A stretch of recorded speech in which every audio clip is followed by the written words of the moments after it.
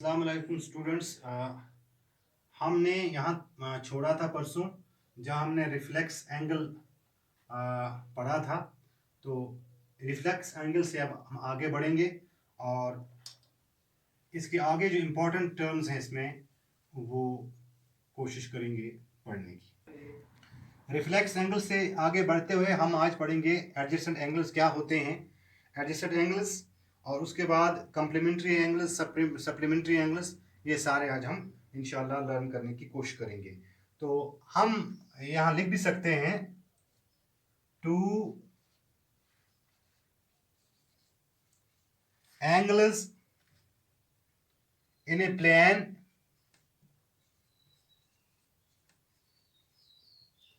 are said to be adjacent angles, are said to be adjacent angles, adjacent angles if they have a common vertex, if they have a common vertex, a common arm, a common arm, और दूसरी चीज, and the other two arms on opposite sides,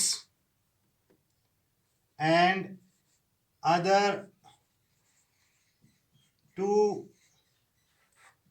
arms on the opposite sides of the common arm, of the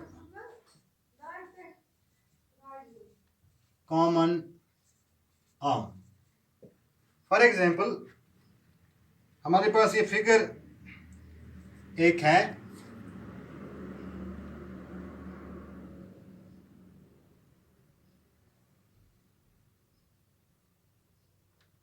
this is C,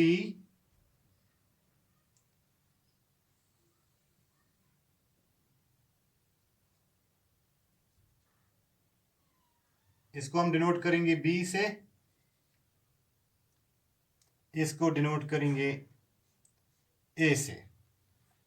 to angles in a plane, एक plane में दो angles, this angle and this angle.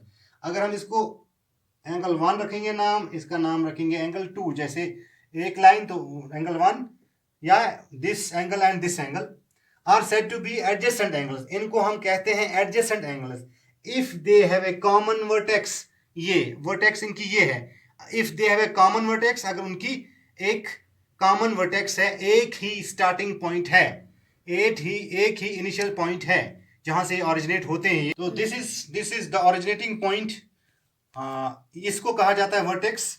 अगर इनकी common vertex है, और दूसरा a common arm and other two arms on the opposite sides of the common arm, ये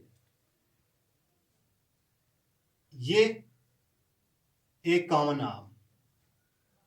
फिर दो और आर्म्स हैं ए और सी, इस कॉमन आर्म के अपोजिट, तो ये एंगल और ये एंगल, इसे कहा जाता है एडजेसेंट एंगल्स। तो मैंने इसको डेफिनेशन के हिसाब से भी डिफाइन करने की, एक्सप्लेन करने की कोशिश की, और सिंपली आप याद ये रखिए कि दो एंगल्स आपस में क्या होते हैं, उनको हम एडजेसेंट एंगल्स कहते हैं अगर उनकी कॉमन वर्टेक्स होगी, एक कॉमन आर्म होगा, और दो अपोजिट आर्म्स होंगे कॉमन आर्म के, तो ये एंगल जो है, ये इस एंगल के, इसको हम कहेंगे angle, for example angle 1 is adjacent to angle 2।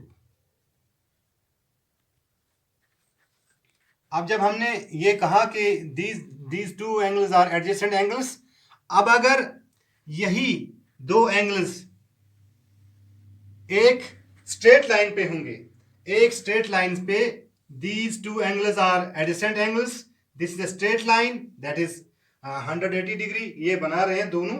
तो angle 1 is adjacent to angle 2, angle 1 is angle adjacent to angle 2, this will denote as B, इसको डिनोट करेंगे A से और इसको डिनोट करेंगे C से। तो two adjacent angles, this angle and this angle form a linear pair, इनको हम ये बनाते हैं एक लीनियर पेयर। कब बनाते हैं लीनियर पेयर? जब if there two non common arms form a straight line. Non common arm इनका ये है, इन दो एंगल्स का कॉमन आर्म कौन सा है? ये है। अगर ये नॉन कॉमन आर्म्स, ये वाला और ये वाला, ये वाली और ये वाली लाइन जो है, अगर ये स्ट्रेट लाइन बनती है, अगर ये स्ट्रेट लाइन बनती है, तो इसे इन एंगल्स को हम कहते हैं, these angles will be called for example angle 1 and angle 2. Here angle 1 and angle 2 will be called is a linear pair. ये आ गए एडजेसेंट एंगल्स, वो भी दिखा दिया। लीनियर पेयर ये आप समझ गए। एक काम आर्म के अपोजिट में जो दो लाइंस हैं, दो आर्म्स हैं, अगर वो एक स्ट्रेट लाइन बनाते हैं तो these two angles are called a linear pair. उसके बाद हमारे पास दूसरा एक two angles formed by two intersecting lines, formed by two intersecting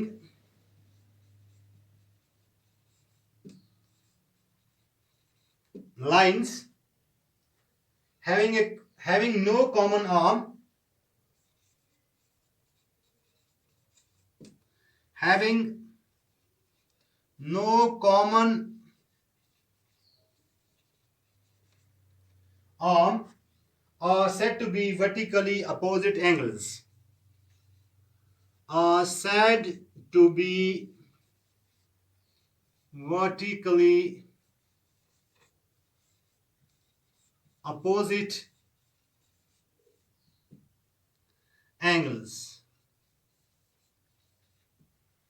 Two angles formed by two intersecting lines having no common arm are said to be vertically opposite angles. For example, हम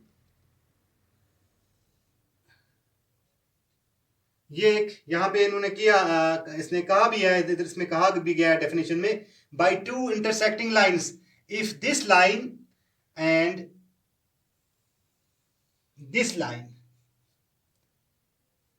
these intersect each other here at a point, say this point is O, तो हम इसका नाम भी देंगे, these two lines can be L and M. अब हम angles का नाम देंगे, दिस इज एंगल 1, इसको हम नाम देंगे एंगल 2 का, this is angle 3 and this is angle 4। ये एंगल, ये एंगल, ये एंगल और ये एंगल, ये बने दो लाइंस के इंटरसेक्ट होने से जो एंगल बने, और जो ये angle 2 and 3, then 1 and 4, these are vertically opposite angles. 1 is equal to 4 and 2 is equal to 3. तो ये बात याद रखनी है, vertically opposite angles are always equal to each other. Vertically opposite angles are always equal to each other. equal to each other. For example, यहाँ पे angle 1 is equal to angle 4. ये वाला angle this is equal to this, ये vertically opposite angle है. इसी तरह and angle 2 is equal to angle 3. ये this angle is equal to this angle is equal to this angle. ये जो angle बनता है यहाँ पे और यहाँ पे angle 2 is equal to angle 3, same as angle 1 is equal to angle 4. So two angles formed by two intersecting lines having no common arm are said to be vertically opposite angles. दो intersecting lines में जो angles बनते हैं उन्हें कहा जाता है vertically opposite angles. और vertically opposite angle जो होते हैं वो हर बार बराबर होते हैं. जैसे यहाँ एक angle 1 is equal to angle 4 और angle 2 is equal to angle 3. Dear students, मुझे लगता है आज के लिए इतना ही और इंशाल्लाह कल इससे आगे बढ़ेंगे.